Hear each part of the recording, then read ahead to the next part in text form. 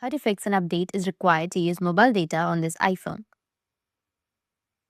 So if you want to fix an update is required to use mobile data on this iPhone, then what you need to do is first you need to open up your settings. Now after opening your settings, you need to scroll down a bit and then you'll find an option of general, tap on general and then go with the software update. And if you have any software updates pending, then you just need to simply go and update your software. After updating, your problem might be fixed.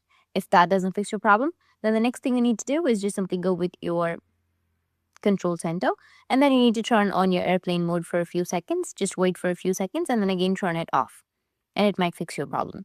But if that doesn't fix your problem, then you need to go back and then under your general, you need to scroll all the way down and go with transport, reset iPhone and tap on reset, which will be on the bottom, and tap on reset network settings. After resetting your network settings, your problem might be fixed. Or if that still doesn't fix your problem, then you can go back and then under your mobile here, you need to just simply eject your SIM, wait for a few seconds or a few minutes, and then again insert your SIM and try to use mobile data. And after that, your problem might be fixed. That's it. And if you have any questions, feel free to comment below. Thanks for watching.